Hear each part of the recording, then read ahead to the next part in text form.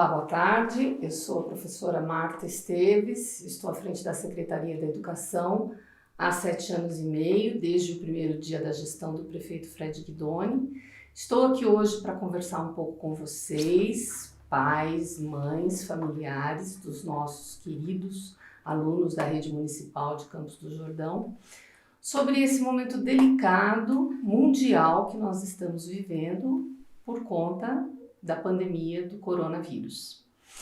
É um momento muito delicado e que exige muita paciência de todos nós. Mas especificamente hoje eu queria conversar com vocês sobre as necessidades, as demandas, as angústias dos nossos alunos, sejam os nossos aluninhos desde a creche até os nossos alunos de 9º ano que se formam esse ano. Que cada um de nós, adulto, pai, professor, mãe, toda a equipe escolar e todos os familiares, pensem na angústia que estas crianças e estes jovenzinhos, pré-adolescentes e adolescentes estão vivendo por conta de tudo isso que está acontecendo.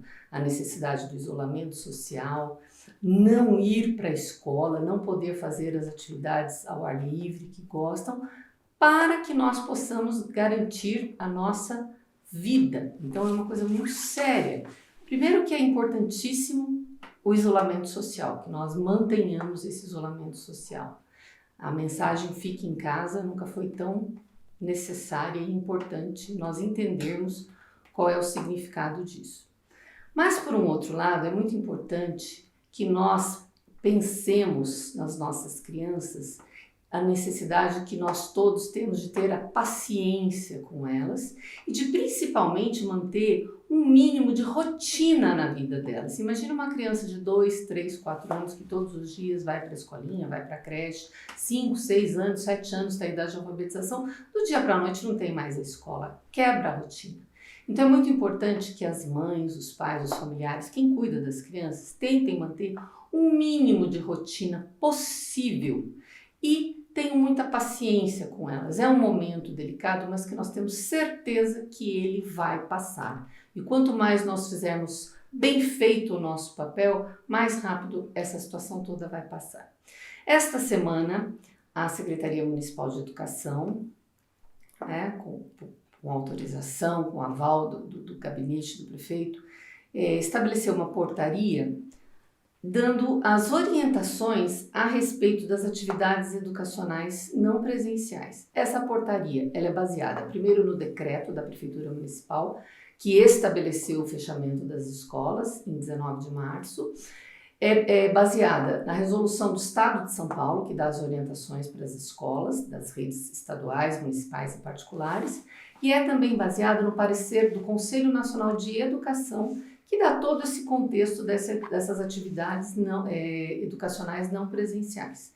É muito importante esclarecer que nós não estamos falando de educação EAD, educação à distância. Não é isso. Nós não temos uma plataforma, porque a educação EAD ela pressupõe uma plataforma que atinja todos os alunos, não é o nosso caso. Mas, por um outro lado, nós temos muitas opções que podem fazer com que chegue até a casa de vocês, nossos queridos alunos, as atividades não presenciais que vão garantir a aprendizagem, os direitos de aprendizagem de vocês, minimamente que seja, eles vão ser garantidos com essas atividades que nós estamos propondo a partir de hoje. Que tipo de atividade nós estamos falando? Das mais variadas possíveis, nós vamos mostrar alguns exemplos. Na educação infantil, o mais importante é que a criança pequena, as crianças bem pequenas, tenham o desenvolvimento das suas habilidades. E nem sempre é com atividade escrita, usando caneta, papel, lápis, giz.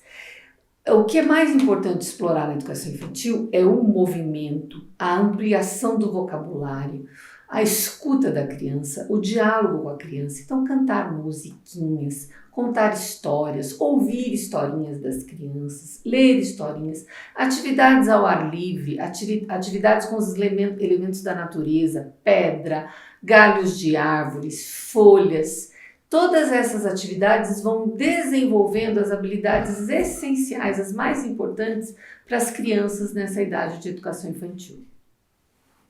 Aqui nós temos um exemplo de uma professora de primeiro ano, ou seja, uma professora que está alfabetizando, passando uma atividade para os seus alunos por meio de um grupo de WhatsApp. Ela passa as letrinhas, vai lendo em voz alta para que as crianças possam ir repetindo. Um outro exemplo ainda de Fundamental 1, né? Uma poesia para as crianças lerem, com várias perguntas, e ainda um exemplo de alfabetização de uma professora dando uma aula mesmo, uma videoaula, e esse vídeo foi passado para as crianças por meio de grupo de WhatsApp.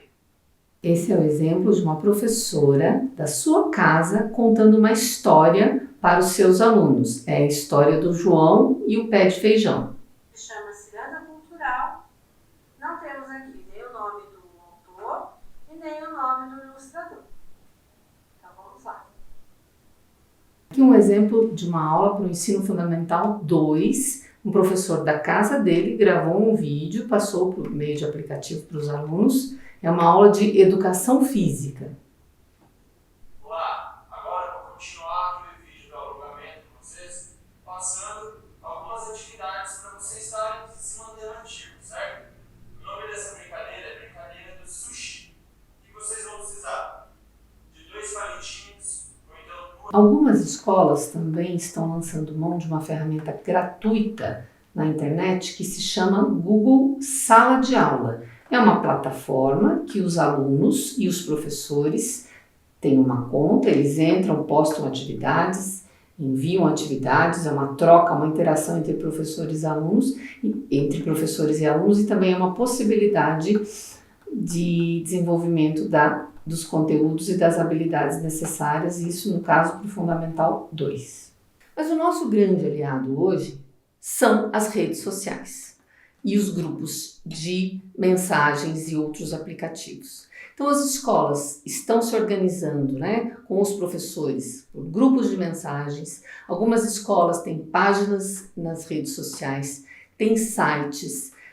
Nós temos uma TV, no estado de São Paulo tem uma TV chamada TV Univesp, que é uma TV aberta, que está aberta, com conteúdo maravilhoso. As escolas estão passando essas orientações para os alunos, para que eles possam acessar.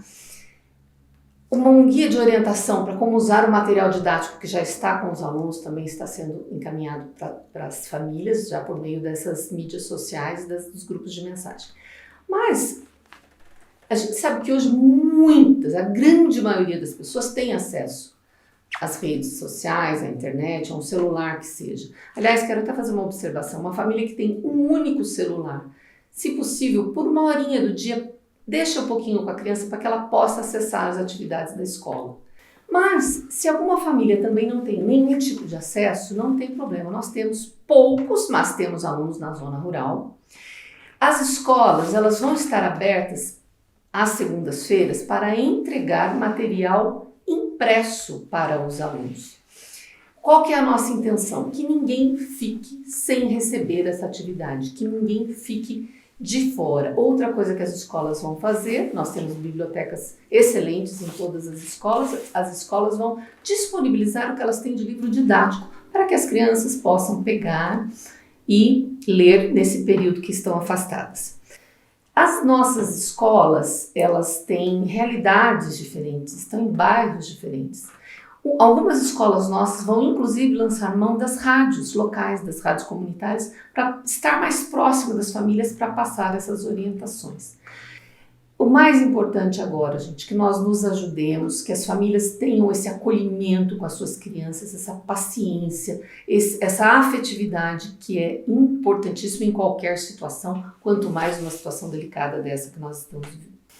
E que, se Deus permitir, em breve nós voltaremos com as nossas escolas abertas com os nossos alunos, que é como deve ser. Muito obrigada por me ouvirem, um grande abraço a todos.